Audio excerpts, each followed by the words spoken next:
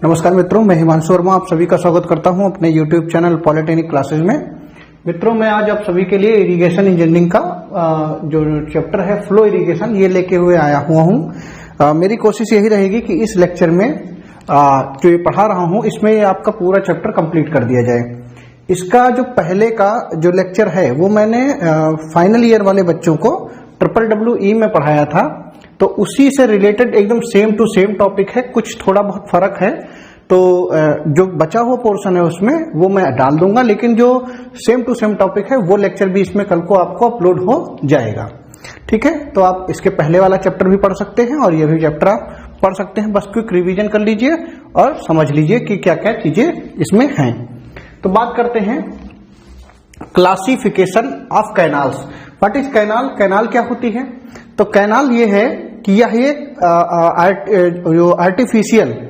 एक artificial structure है जिसका निर्माण हम इसलिए करते हैं कि खेतों तक जो है पानी को पहुंचाया जा सके। इसका एक और साइलेंट फीचर भी है कि वह नदियों में जो बाढ़ आती है उसको वह कंट्रोल कर सकती है। जो नदियों में बाढ़ आती है उसको आपको कैनाल जो है वो कंट्रोल कर सकती है। बहुत सारे और काम है, जैसे पनबिजली का निर्माण करना है, मतलब जो वाटर से जो आपका टरबाइन पे वाटर डाला जाता है उसके बाद टरबाइन मूव करता है, इलेक्ट्रिसिटी का निर्माण होता है। तो पनबिजली के निर्माण में भी काम आता है, नेविगेशन में भी काम आता है, और किसानों को फसलों के लिए पानी भी समुचित मात्रा में उपलब्ध हो जाता है। ठीक है, ये है कैनाल स्ट्रक्चर।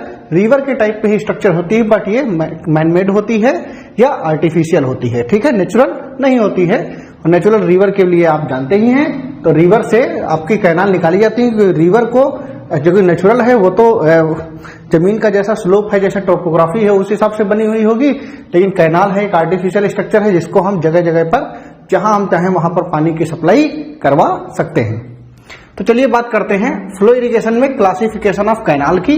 तो कैनाल का जो क्लासिफिकेशन है भैया वो आपका 5 टाइप से होता है।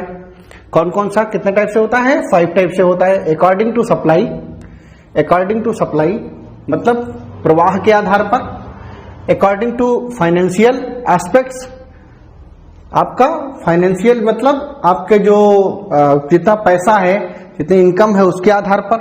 ठीक है, अकॉर्डिंग टू देयर फंक्शन, उसके कार्य के आधार पर। बेस्ड ऑन अलाइनमेंट के आधार पर।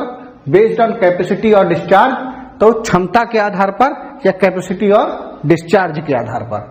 तो ये आपके इसके जो क्लासिफिकेशन है तो आप 5 टाइप का है, एक बार फिर से देख लेते हैं। According to supply, according to financial aspects, according to their function, या फंक्शन मतलब कार्य, और बेस्ड ऑन अलाइनमेंट के आधार पर। ठीक है, तो अब बात करते हैं इसमें जो नहरें हैं उसका जो सप्लाई के आधार पर डिवाइडेशन है। सप्लाई के आधार पर जो डिवाइडेशन है वो क्या होती है, तो देखते हैं। तो सप्लाई के आधार पर डिवाइडेशन है 2 टाइप का। देखिए, एक चीज बताइए मुझे, कभी भी पानी की आप किसी भी लिक्विड की आप सप्लाई कर रहे हैं तो सप्लाई या तो आप लगातार करेंगे या आप रुक रुक के करेंगे, समझते हैं? तो उसी तरीके से जो नहरें होती हैं वो या नदियां होती हैं वो 2 टाइप की होती हैं। एक आपने पढ़ी होंगी बारहमासी नहरें या पेरिनियल रिवर। ठीक है, तो जो पेरिनियल रिवर से जो कैनाल निकलेगी, भाई जो कैनाल है वो आप रिवर से निकाल रहे हो, तो जो फीचर रिवर का होगा वही फीचर तो कैनाल का होगा। अगर रिवर में आपका 12 महीने पानी है तो इसका मतलब है कैनाल में भी 12 महीने पानी उपलब्ध होगा। 100% यही तो है। अगर कैनाल में 12 महीने पानी आ रहा है तो ये कहां से आ रहा है? आ तो रिवर से ही रहा है ना। तो फिर उसका क्लासिफिकेशन 2 टाइप से, एक पेरिनियल रिवर और एक इनअंडेशन कैनाल। इनअंडेशन मतलब बाढ़ नहरें, या आप इसको 2 भागों ऐसे भी कह सकते हो, इसको सतत कैनाल कह सकते हो या सतत वाहिनी कैनाल कह सकते हो, इसको असतत कैनाल कह सकते हो, या आपने पढ़ा होगा सतत वाहिनी नदियां, असतत वाहिनी नदियां।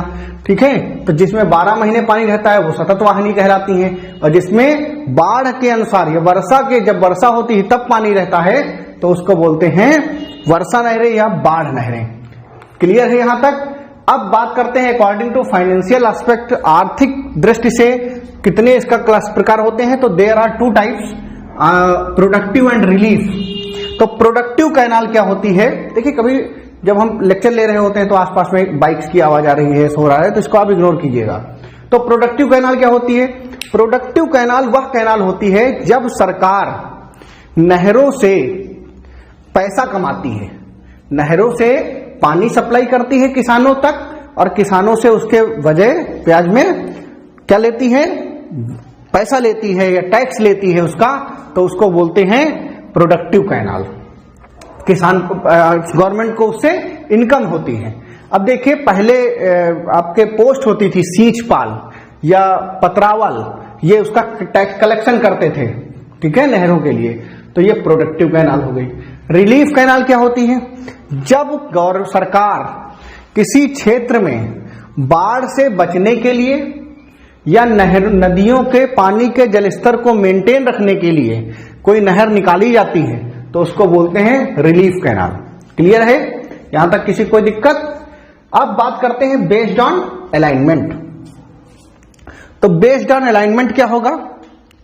बेस्ड ऑन अलाइनमेंट होगा आपका, नहीं, according to their function. According to their function की बात करते हैं, तो फंक्शन के आधार पर कैनाल कितने प्रकार की हैं? आपका इरिगेशन कैनाल, सिंचाई के लिए जो नहर प्रयोग की जाती है वह कहलाएगी इरिगेशन कैनाल। जो नहर सिंचाई के लिए प्रयोग की जाती है उसको क्या बोलेंगे? Irrigation canal. क्लियर है? फीडर कैनाल क्या होती है? फीडर कैनाल वह होती है जब कोई नहर मान लीजिए, यहां पर देखिए, जैसे ये रिवर है हमारी, ये क्या है? रिवर है, और यहां पर भाई साहब इस जगह पर कहीं पर एक कैनाल जा रही है, ठीक है। अब इसका भाई यहां तो जा नहीं सकती, तो यहां से एक हम रिवर निकाल दें, कैनाल निकाल दें और इसको जोड़ दें, तो ये रिवर से पानी क्या होगा? यहां पर पहुंच जाएगा। ध्यान रखिए, ये लिंक नहीं है, लिंक नहीं है, ये इसको पोषण दे रही है, पोषक कैनाल कहलाएगी। तो क्या होगा? Feeder canal. इस रिवर में पानी था, रिवर बोले तो सोर्स। तो कहा जाता है कि जब हम सोर्स से किसी कैनाल को एक छोटी कैनाल के माध्यम से पानी पहुंचाते हैं तो उसको बोलते हैं आपका फीडर कैनाल। नेक्स्ट बात करते हैं आपका हाइडल कैनाल। हाइडल कैनाल वह कैनाल होती है जिसमें भौगोलिक उच्चावच को देखते हुए हम उसमें इलेक्ट्रिसिटी का निर्माण कर सकें या विद्युत का उत्पादन कर सकें, ठीक है। नेविगेशन कैनाल क्या होती है? आपने सुना होगा कि आजकल तो पानी पे भी जहाज उतरते हैं, सुना है।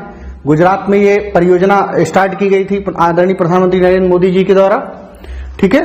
तो नेविगेशन क्या है? जब हम पानी का या नहरों का प्रयोग करते हैं आवागमन के लिए, आवागमन आने जाने के लिए, तो उसको बोलते हैं नेविगेशन। नेक्स्ट बात करते हैं एस्केप कैनाल। क्या बात करते हैं? Escape canal. किसकी बात कर रहे हैं? एस्केप कैनाल की। तो एस्केप कैनाल क्या होता है? जब कोई नहर टूटने वाली होती है या उसका फ्लो बढ़ने वाला होता है तो उसके पैरेलल हम एक नहर और निकाल देते हैं जिससे उस नहर को बचाया जा सके या उस नहर का पानी दूसरी जगह ट्रांसफर किया जा सके। तो ऐसी नहर को क्या बोलते हैं? Escape canal. नेक्स्ट है लिंक कैनाल। जब दो नहरों को आपस में किसी छोटी नहर के द्वारा जोड़ा जाता है, आपस में ही पानी का फ्लो लेवल बराबर किया जाता है, तो उसको बोलते हैं लिंक कैनाल। क्लियर है यहां तक? नेक्स्ट बात करते हैं बेस्ड ऑन अलाइनमेंट। तो बेस्ड ऑन अलाइनमेंट क्या है? वाटर शेड और रिज। जब हमारी कोई कैनाल वाटर शेड लाइन आप जानते होंगे, मैंने आपको बताया था, जरा इसको मिटा देते हैं जिससे आपको वाटर शेड लाइन यहां तक ये मिटा देते हैं, समझ में आ जाएगा। जो हमारी प्रोडक्टिव कैनाल होती हैं, ये जो प्रोडक्टिव कैनाल है इसको हम 15 से 20 साल तक के लिए डिजाइन कर लेते हैं। कितने साल के लिए भैया? 15 से 20 साल के लिए, ठीक है। तो आपको ध्यान रहे इसलिए मैंने बता दिया। वैसे ये एग्जाम में इतना जो एग्जाम में पूछा जाने वाला है, एग्जाम का टाइम आने वाला है, आप फटाफट इसको रिवीजन कर लीजिए, पढ़ लीजिए और आप पेपर में अपने आप मन से लिख देंगे, कोई इतना बहुत हार्ड नहीं है ये, ठीक है। अब देखिए क्या कहा है, बेस्ड ऑन अलाइनमेंट में वाटर सेड लाइन। तो भैया देखो मैंने बताया था एक बार आपको कि ये एक लीफ किटनुमा संरचना होती है इस तरीके से, और यहां पर ये रिवर निकलती है। तो ये क्या हो गई, ये रिवर ही तो है। तो अगर किसी नहर का अलाइनमेंट, अगर किसी नहर का अलाइनमेंट इस कोने पे है, ऐसे लाइन से है, तो इसको क्या कहलाएंगे, watershed line, watershed और रिज कैनाल। कि आपका जो नहर का अलाइनमेंट किस पे हो, वाटर सेड लाइन पर हो। वाटर सेड लाइन को हिंदी में क्या बोलते हैं, पन विभाजक रेखा, पन विभाजक रेखा। यहां तक किसी को कुछ दिक्कत? नेक्स्ट बात करते हैं कंटूर। जब हम नहर को निर्माण करते समय, जब हम नहर का निर्माण करते समय हम भौगोलिक दशाओं को देखते हुए, पानी के फ्लो को देखते हुए हम कंटूर का पालन करें। हम किसका कंटूर का पालन करें, समोच्च रेखाओं का पालन करें, या नहर का जो उतार और चढ़ाव है या उसका अलाइनमेंट है, लॉन्गिट्यूडनल जो उसकी लाइन है, वो हम कंटूर को देखते हुए बनाएं या समोच्च रेखाओं को देखते हुए बनाएं, जिससे पानी ढालू क्षेत्र पर बहता चला जाए। इसको बोलते हैं हम कंटूर लाइन अलाइनमेंट या कंटूर कैनाल। नेक्स्ट आपका है साइड स्लोप। साइड स्लोप क्या है भैया, साइड स्लोप ये है जब हमें पन विभाजक रेखा का हम अनुसरण ना करें, जब हम पन विभाजक रेखा का अनुसरण ना करें, बल्कि एक कंटूर को काट दें 90 डिग्री पर। जब कंटूर को 90 डिग्री पर काट कर कैनाल को बनाया जाए तो उसको क्या बोलते हैं, आपका साइड स्लोप कैनाल। साइड से स्लोप निकाल दो, मतलब कंटूर जितने हैं उनको 90 डिग्री पर क्या करो, काट दो। क्लियर है यहां तक? तो ये हो गया बेस्ड ऑन। अब बात करते हैं बेस्ड ऑन कैपेसिटी। तो बेस्ड ऑन कैपेसिटी में देखिए कौन कौन से आते हैं, बंधारा आता है, ठीक है, टैंक आता है। तो ये अलग अलग टाइप के संरचनाएं हैं जो बेस्ड ऑन कैपेसिटी या फ्लो के आधार पर आती हैं, ठीक है। अब इसके बाद इस चैप्टर से एक चीज और पूछी जाती है जिसमें बात करते हैं कैनाल सिस्टम और सर्वे। तो कैनाल सिस्टम की बात करते हैं पहले, ये मिटा देते हैं आपको, बहुत बड़ा नहीं है। मैं इंपॉर्टेंट और जो पेपर में पूछे जाते हैं उन संरचनाओं, उन चीजों को मैं आपको जरूर बताऊंगा। बाकी बहुत ज्यादा इसमें डिटेल नहीं है, सिलेबस में भी नहीं है, कंपटीशन में भी नहीं आता है, तो इसको बहुत डिटेल में पढ़ने की आवश्यकता आपको नहीं है।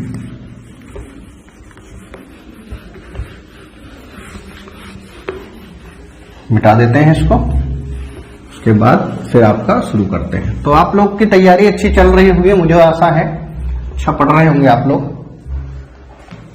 देखते हैं भैया, तो बात करते हैं कैनाल सिस्टम की। किसकी बात करते हैं, कैनाल सिस्टम की। कैनाल सिस्टम क्या होता है, ये कैनाल सिस्टम?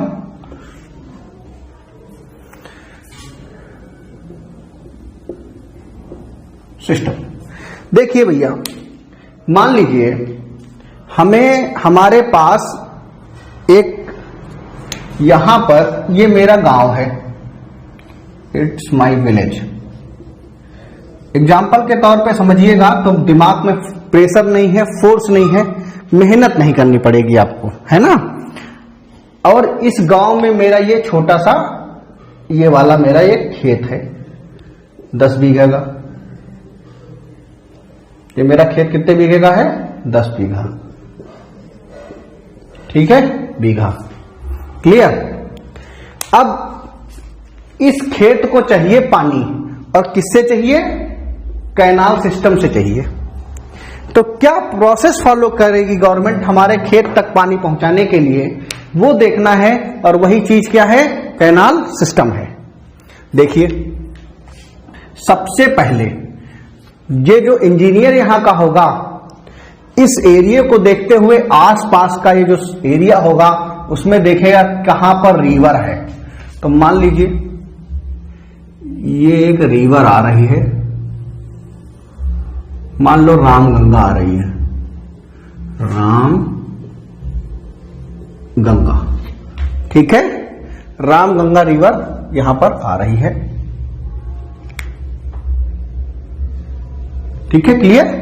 तो रामगंगा रिवर आ रही है, इस रिवर पर क्या करेगा, हेडवर्क करेगा।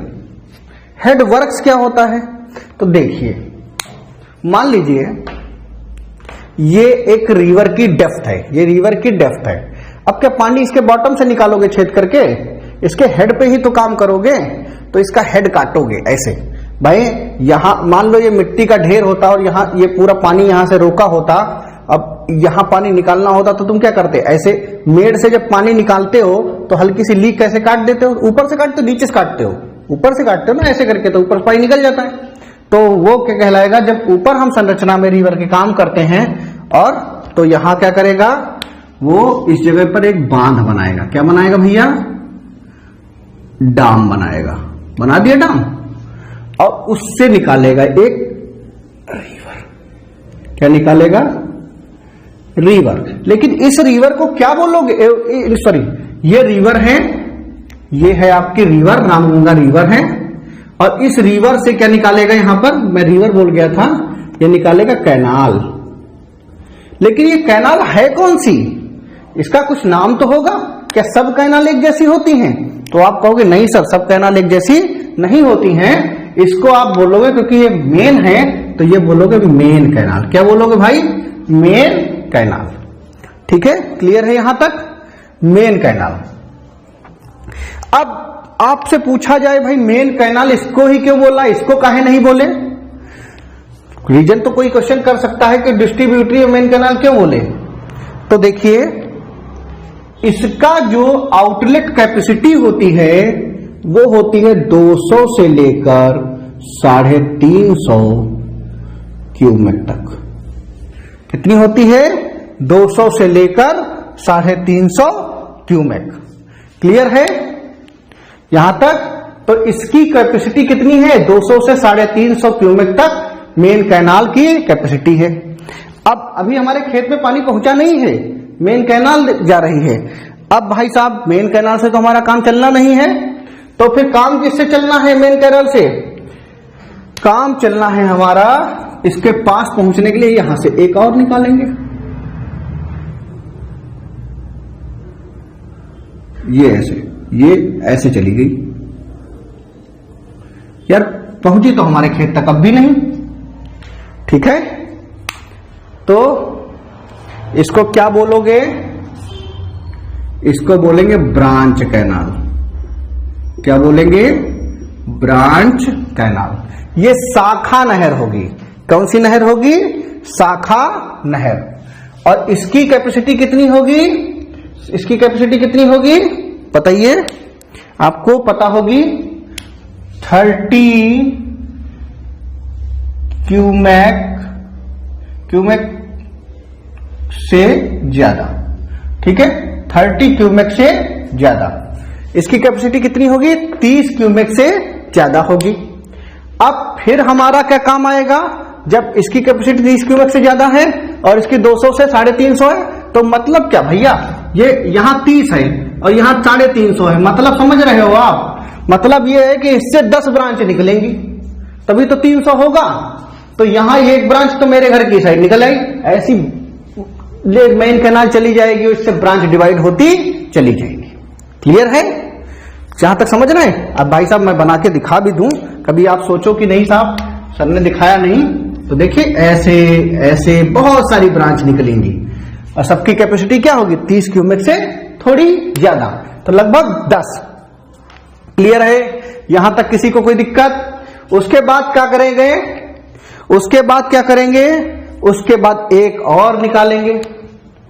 तो भैया यहां से हमने एक और निकाल दिया, हमें घर तक तो पहुंचना ही है भाई। और जैसे आप देख रहे होंगे कि मैं पहले इसकी मोटाई ज्यादा है और जैसे जैसे बढ़ रहा हूं मोटाई इसकी कम करता जा रहा हूं, नहर की चौड़ाई उसी हिसाब से कम होती चली जाएगी। इसकी कितनी है कैपेसिटी, तो भैया इसकी कैपेसिटी है 2.5 क्यूमेक से लेकर 30 क्यूमेक तक। पानी अब भी हमारे घर नहीं पहुंचा। पानी हमारे घर पहुंचा क्या? तो बोलोगे नहीं सर, अभी तक तो पानी पहुंचाया नहीं आपने। आपने तो ये बना दिया हमारा, कौन सी कैनाल ये बना दी? डिस्ट्रीब्यूटरी।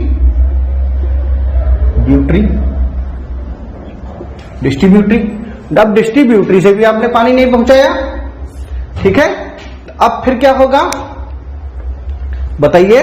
डिस्ट्रीब्यूटरी के बाद एक और कैनाल निकलेगी, ब्लैक से बना देते हैं। चलिए यहां बना देते हैं, एक और निकलेगी, ये देखिए। अरे थोड़ी मोटाई ज्यादा रखेंगे, नहीं तो फिर वहां पे फिर पतला हो जाएगा। और ये ठीक है, एक और निकाल दिया। अब इसमें क्या होगा भैया? इसकी कैपेसिटी कितनी होगी? ब्लैक से लिख देते हैं। इसकी कैपेसिटी 2.5 क्यूमेक तक होगी। कितनी होगी भैया? 2.5 क्यूमेक तक। क्लियर है? इसकी कैपेसिटी क्लियर है, 2.5 क्यूमेक तक।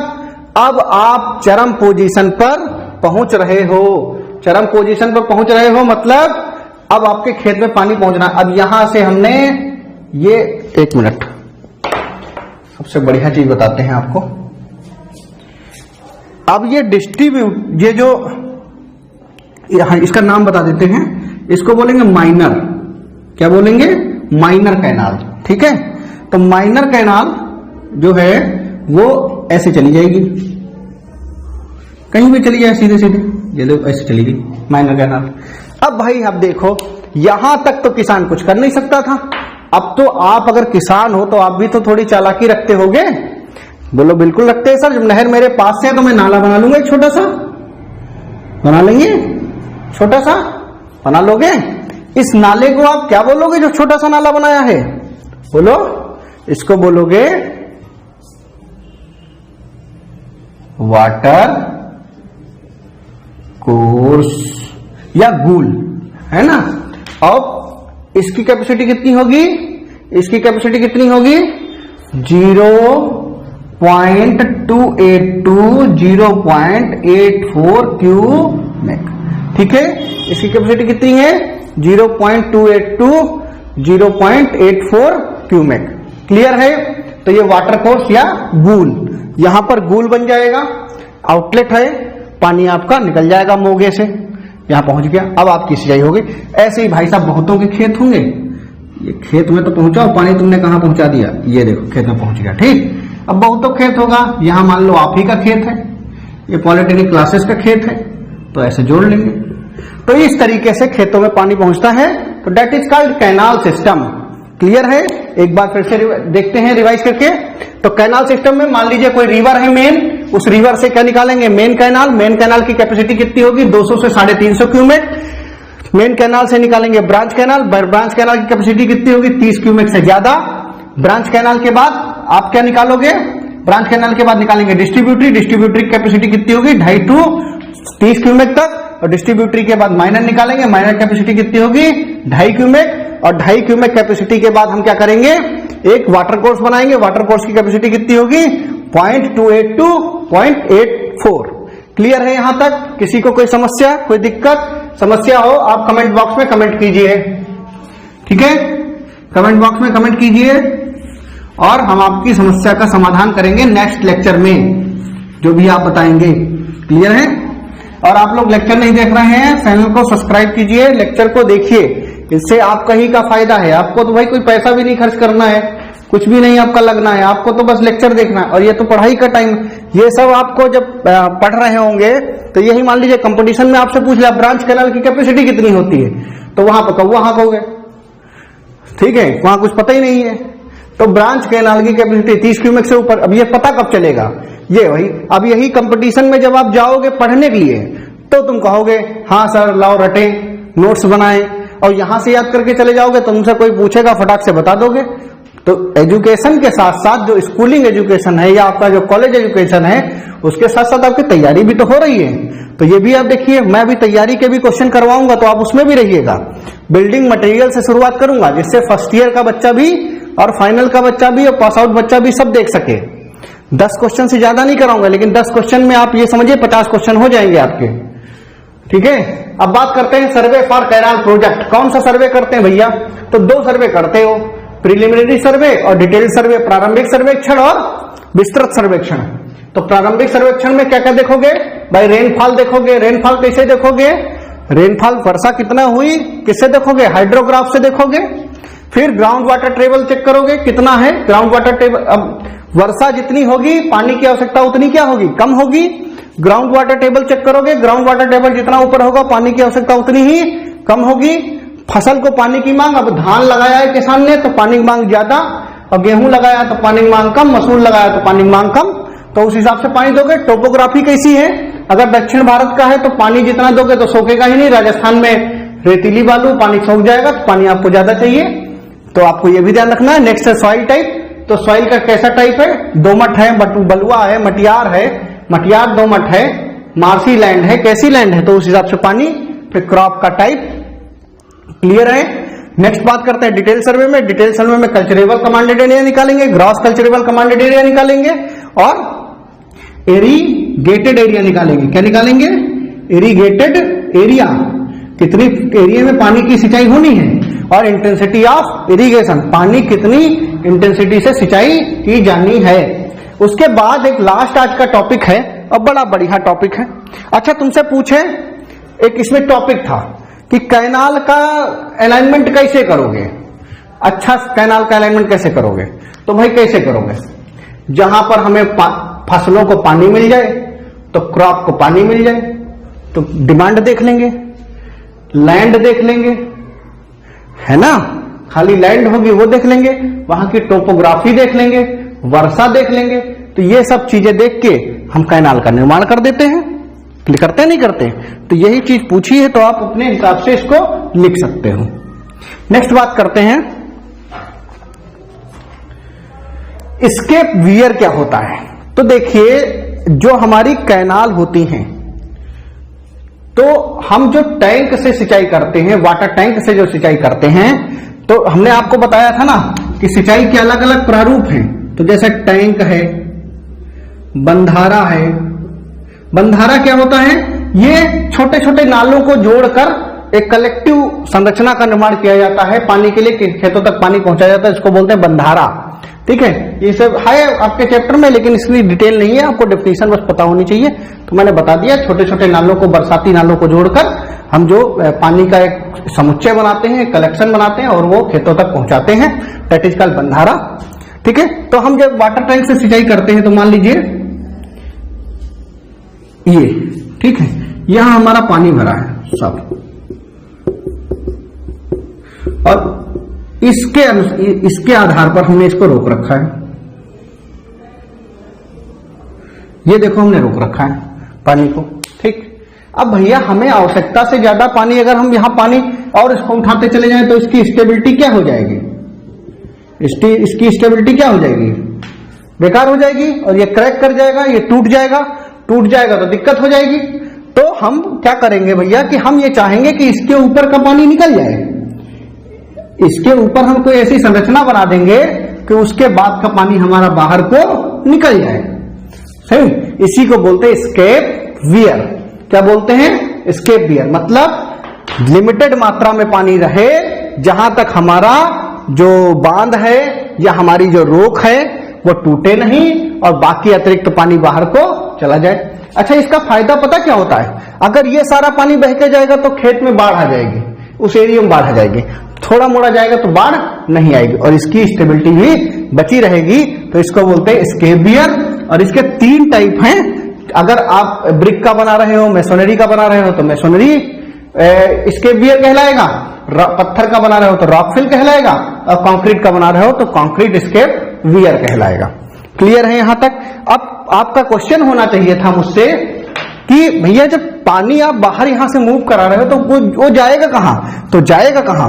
वो यहां जाएगा, एक दूसरे टैंक में चला, या तो भेज दो, या इसको खेतों में भेज दो, या दूसरी नहर में भेज दो। कहीं भी समुचित व्यवस्था करके इसका बेस यहां बना के अब पानी को भेज दिया जाता है। तो ये चैप्टर आपका यहीं पर समाप्त होता है। आज का ये वाला चैप्टर, अगला चैप्टर मैं आपको जल्द लेके आऊंगा। ठीक है, मैं थोड़ा घर चला गया था, ठीक है, सही मानिए तो मैं घर पे ही था, तो अभी नहीं आया हूं उसका। और अब लेक्चर आपका जल्दी से जल्दी पूरा होगा। ये लेक्चर जो मेरा पड़ा हुआ था, मैंने उनसे बोला है कि आप डाल दीजिएगा, ठीक है, एक लेक्चर बन गया है। अब आप एक और चीज देखिए यहां पर, इसके बाद के जो लेक्चर हैं वो भी आपको जल्दी मिल जाएंगे, रिवीजन के तौर पर आप इसको पढ़िएगा, ठीक है। बस इसमें बहुत ज्यादा नहीं है, आप मेरे पढ़ाने का तरीका जानते हैं, मैं बहुत डिटेल में चीजें बताता हूं, लेकिन अगर उन चीजों का औचित्य है तो, अगर औचित्य नहीं है तो फिर उसको डिटेल में बताने की आवश्यकता नहीं है। तो ये चैप्टर आपका इतने देर में समाप्त होता है, ठीक है। अगला लेक्चर मैं आपको जल्द ही लेके आऊंगा, ठीक है। तो चलिए, thank you so much, thanks for watching my dear friends.